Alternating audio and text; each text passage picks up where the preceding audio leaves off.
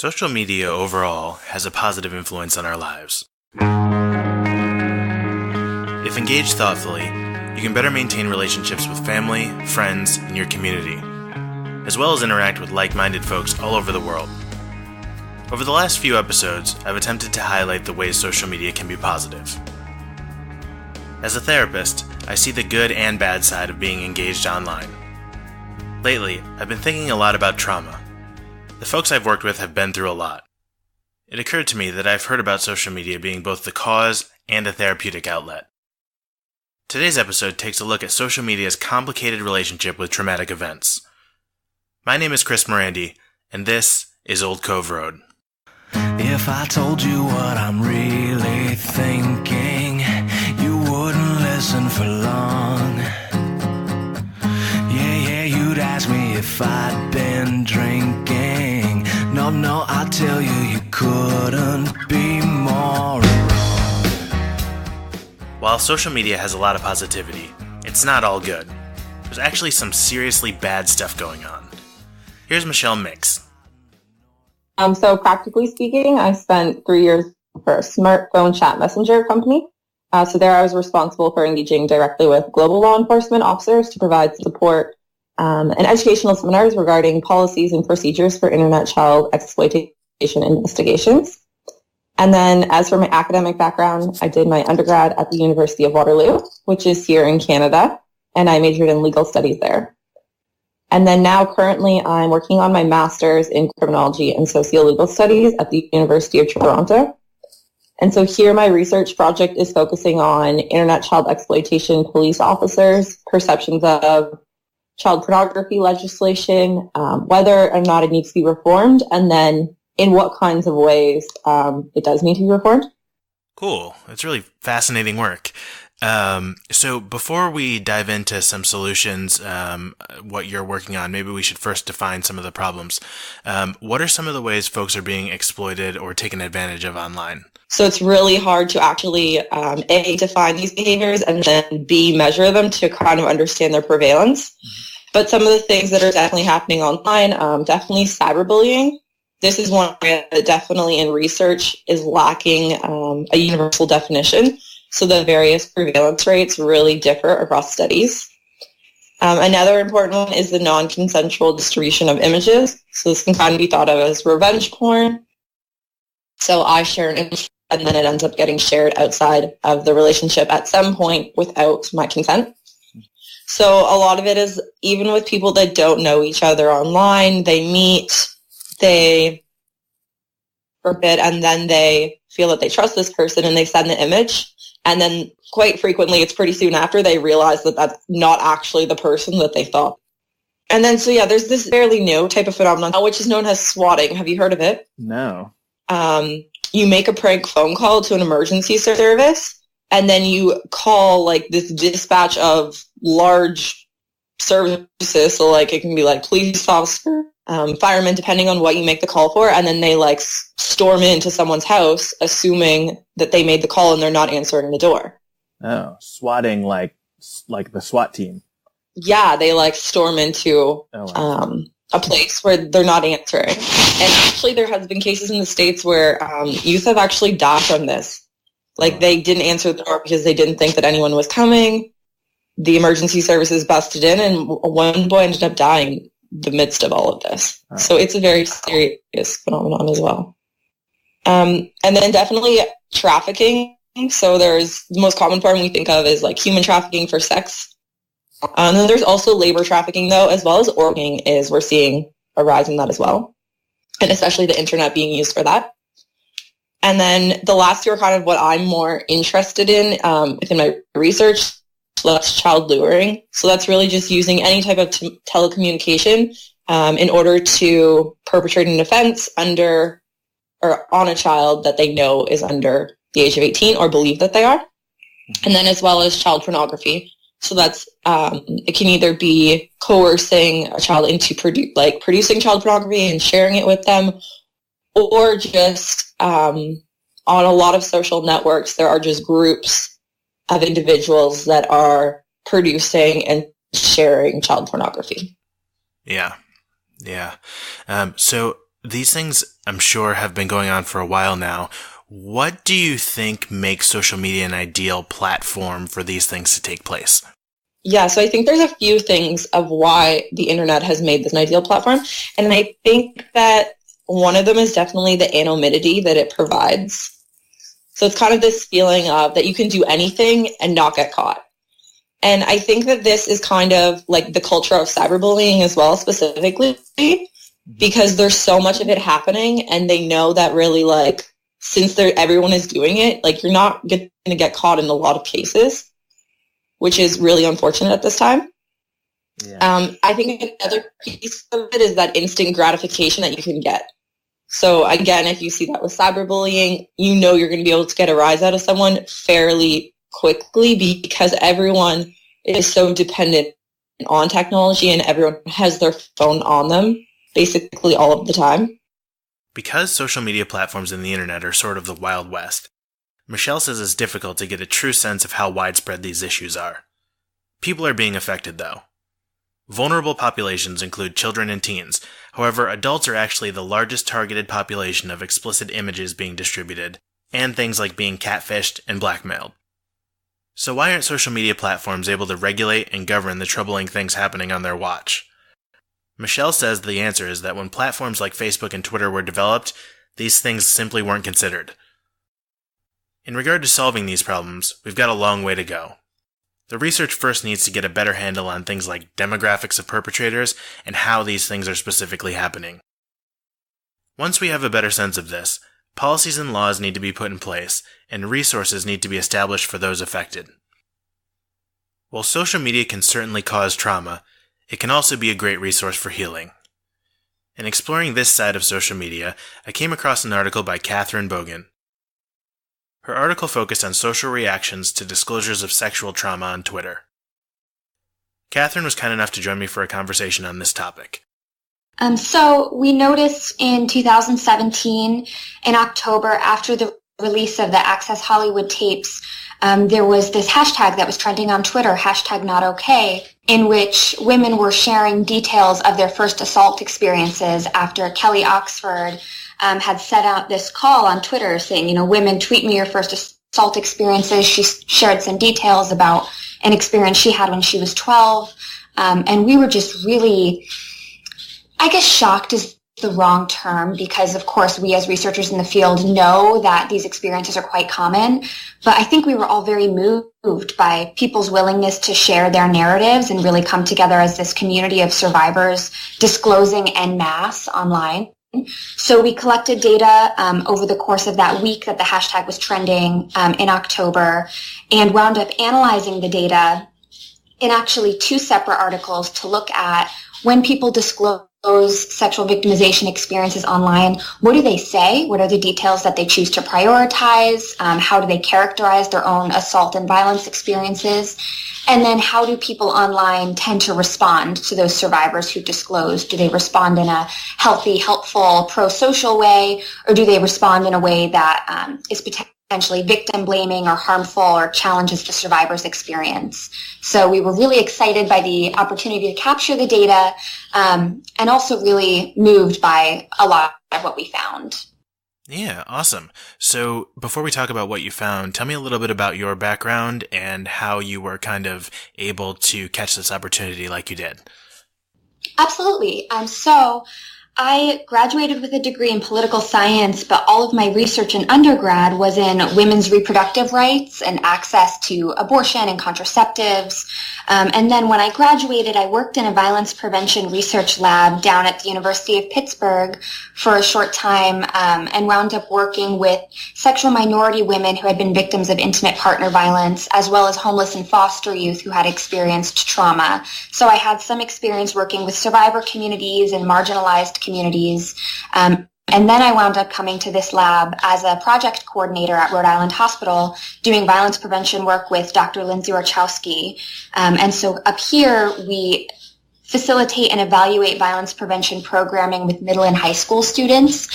So I've had the really wonderful opportunity to work with middle school students and do violence prevention programming with them that teaches them bystander intervention skills, that teaches them how to recognize red flags of unhealthy dating relationships. So I had my hands in quite a few pies in terms of sexual and dating violence prevention work, but had also had some experience doing Twitter analysis before.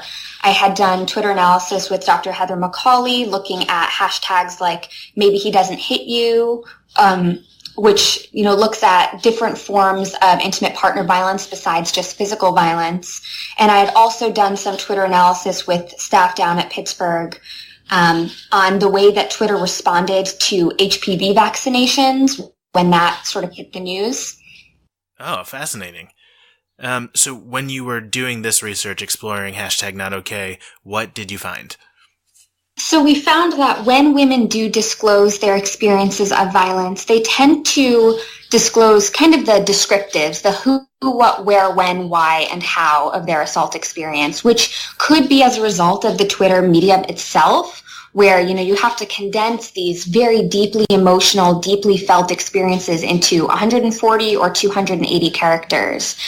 So we were really interested in the fact that the way that women were sharing their assault experiences, they were very comfortable going into detail and yet still had to condense all of this detail into a really limited forum. But you had people disclosing en masse, saying not only what happened to them specifically, as in how they were touched, if it was physical contact or more sexual harassment, what precisely happened to them, who the perpetrator was, the gender of the perpetrator, whether the perpetrator was known or unknown, which helps us to kind of counter that stranger danger myth that we hear all the time about perpetration.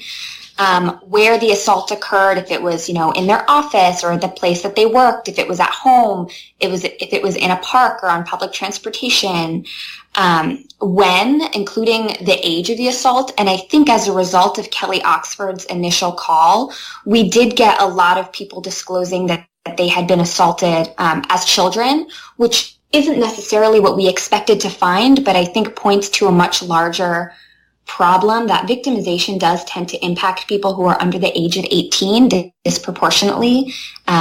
And when people think about, the stereotypical assault, it's usually an adult woman, and actually usually a white adult woman. So I feel like the most marginalized members of our communities, young children, particularly children of color, are being left out of the conversation in a way that is very harmful. So we did have age at the time of the victimization experience.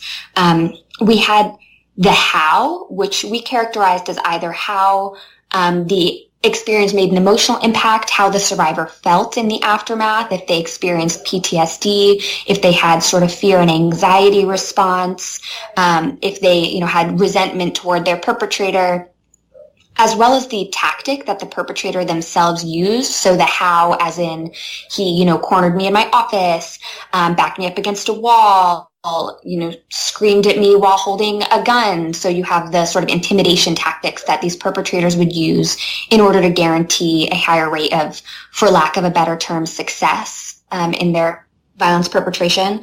There were a lot of details that we weren't really expecting to receive or to see online, which I think is a really exciting thing for us to have seen as researchers, that this conversation is becoming demystified, and the taboo that we've been seeing in terms of talking about violence experiences, that veil is being lifted online.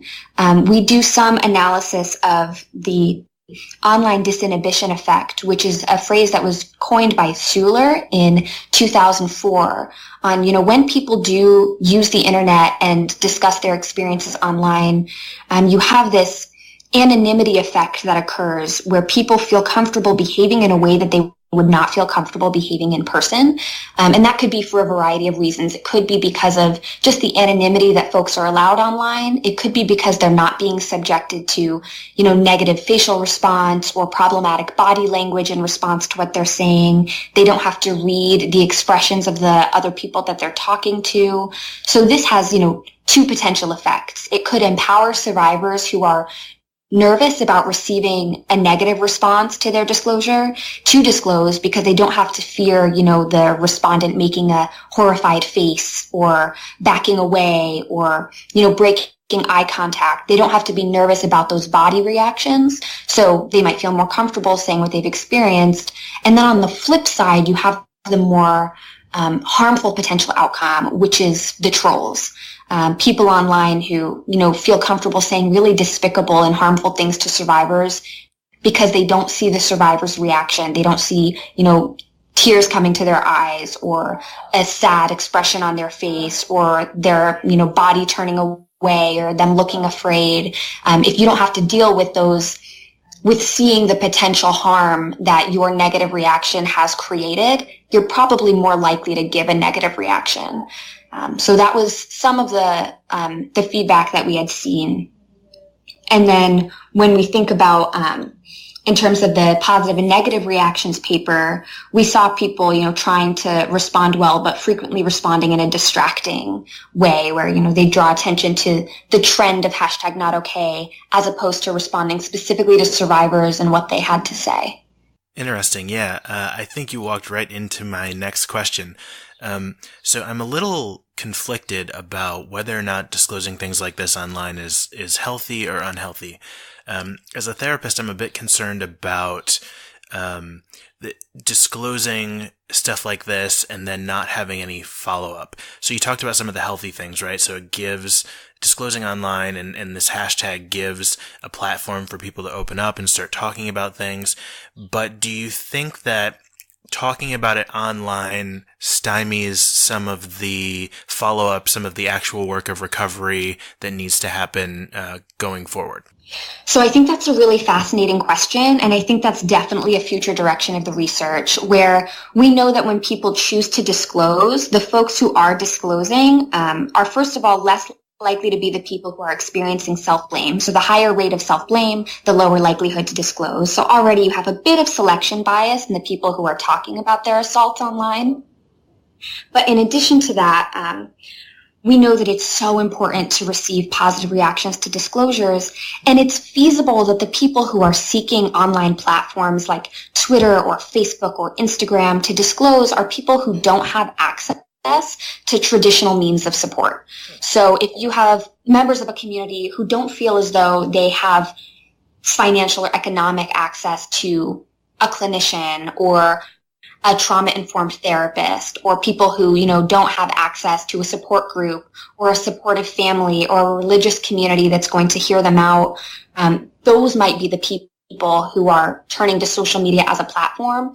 And if that's the resource that they have right now, I think that reflects that our society is doing a really poor job in supporting marginalized survivors, and we need to be focusing more on the people who do not have access to traditional means of support.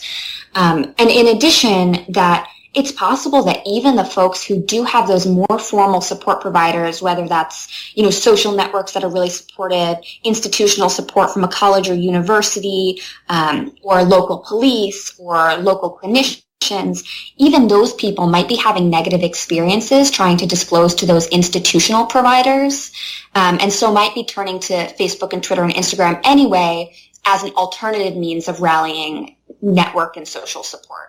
Yeah. What do you think about social media providing a platform for activism in this regard?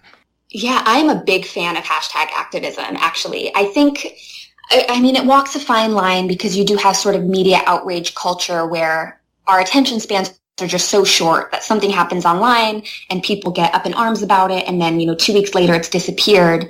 I think we saw that with hashtag not okay a bit. I think we're unfortunately seeing it a little bit now, even with the hashtag Me Too movement, where we're waiting for this big social reckoning, and the reckoning is these things like Bill O'Reilly getting a $25 million payout. But I do think, it's depressing. It's a bummer.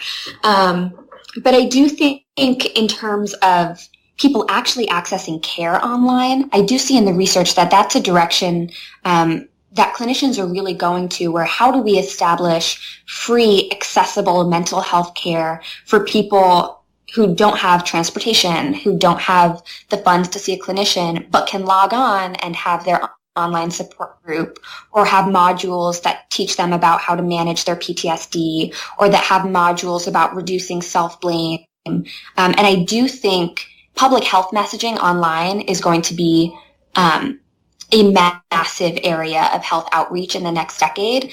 At least that's what I hope to see.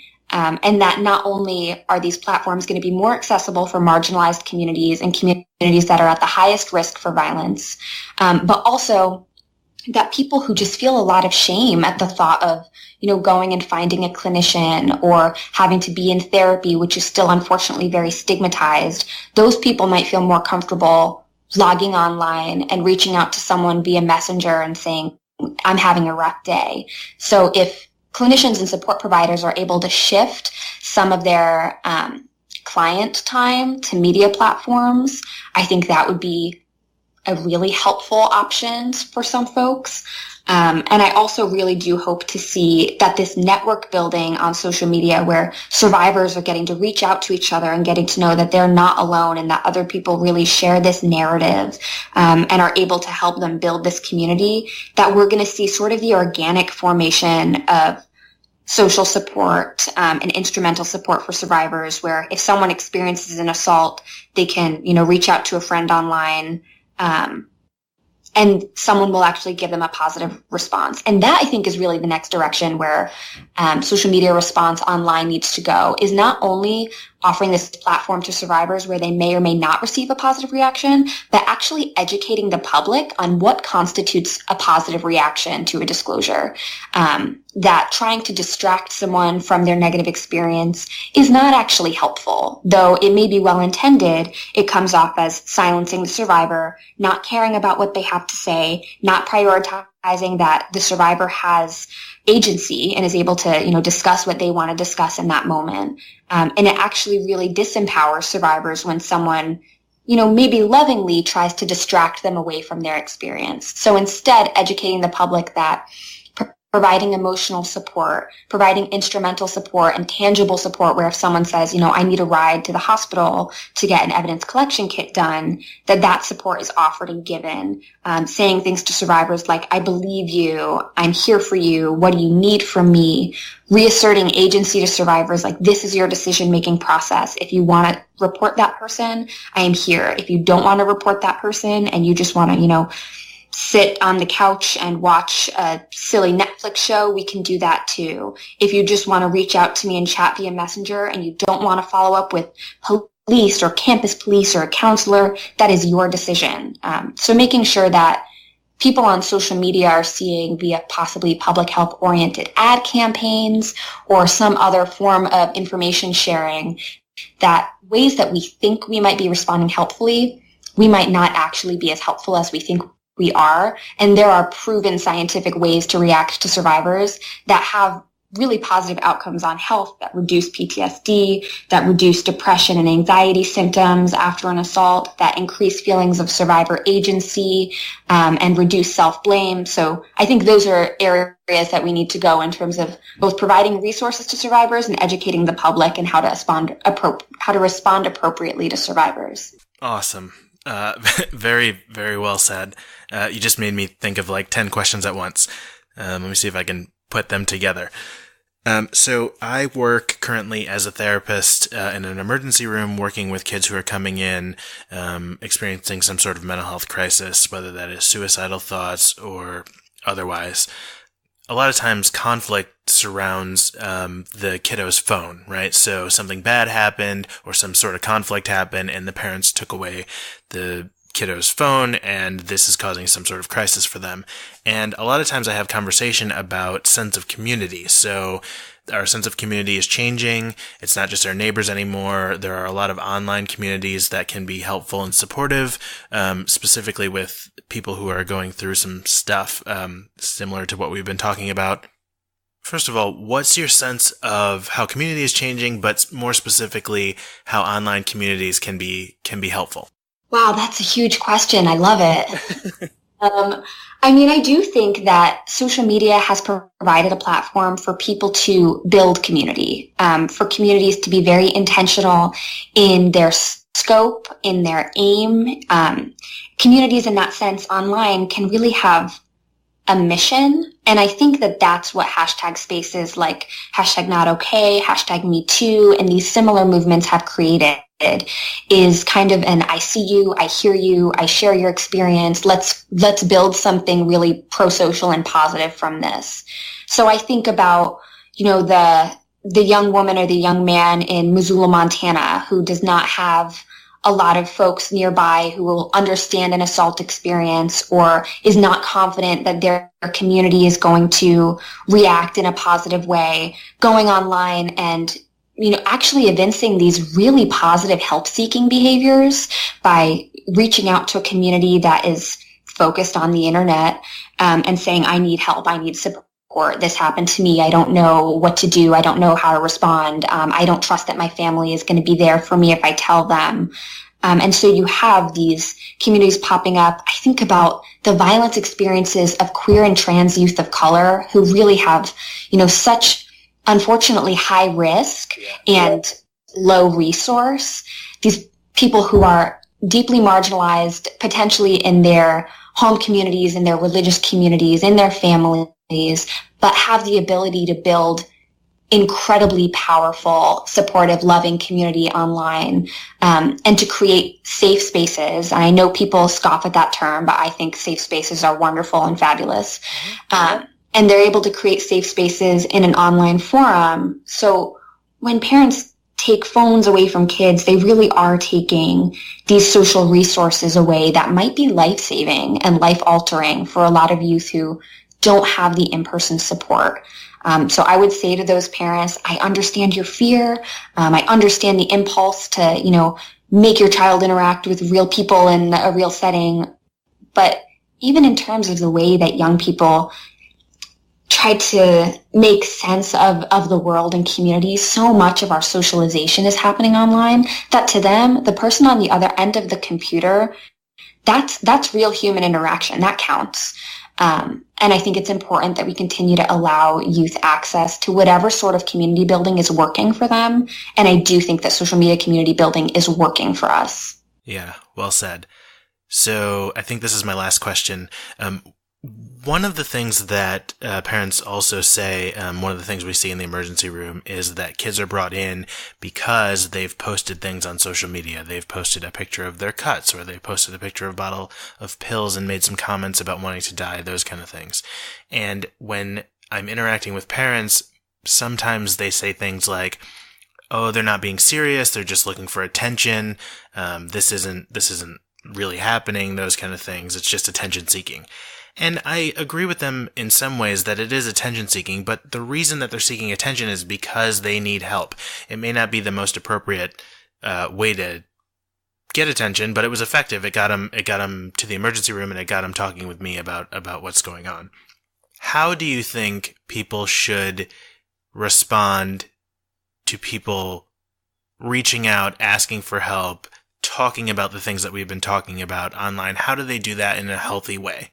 Well, we know that first of all, I want to backpedal for just a second and say to anyone who calls those behaviors attention-seeking behaviors, I think we need to change the language around attention-seeking and start calling it what it is, which is help-seeking. Yep. These are people who are in distress, who have experienced trauma, who are experiencing real felt emotional pain. And even if they're not projecting this pain in a way that other folks would see as, effective or appropriate, that's real pain, and it deserves to be managed. So that's my first response. And then, so there's an academic who I really adore and admire. Her name is Sarah Ullman, and she designed the Social Reactions Questionnaire, or the SRQ, which asks survivors of violence, how did people respond to you in the aftermath of your assault or violence experience? Was it helpful or harmful? How would you wanted people to respond? And so she assesses these sort of helpful and harmful ways that people react to survivors. And helpful ways are things like providing emotional support, providing tangible support, expressing validation and belief, non-blame, telling a survivor that they're not alone. And I think these same sort of principles apply to anyone online who is sharing emotional hurt, where the helpful thing to say is, I believe you, I support you. Even in terms of just felt emotional pain, it doesn't have to be a sexual violence experience or a partner violence experience. It can be the desire to engage in non-suicidal self-injury or self-harm. It can be suicidality. And sometimes what these folks are doing when they're help seeking is trying to find someone who's willing and able to listen.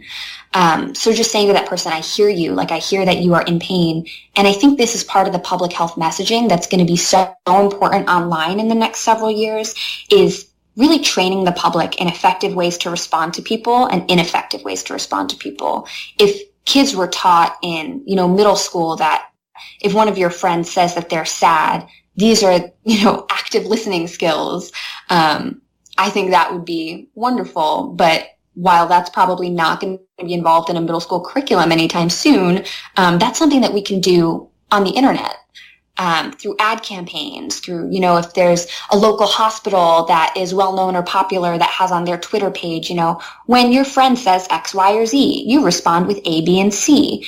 That, I think, would be a really helpful, low-cost, easy access way to spread these positive messages, and also warning against the kind of negative outcomes that not pro-social and, potentially harmful responses have. When someone discloses something like they're feeling suicidal or that they've had this violent experience, if someone trolls them, if someone makes fun of them or says you just want attention or doesn't take them seriously, that has a harmful effect. That has, the effect of increasing that person's depressive symptoms, making them feel as though they are being silenced and not really heard. And, feeling silenced could then be a catalyst for more extreme forms of help-seeking behavior, where, potentially someone is feeling like engaging in non-suicidal self-injury. They get made fun of for sharing this desire, and then their desire to engage in that, harm behavior is actually increased. So telling people, you might think that you're being funny or silly,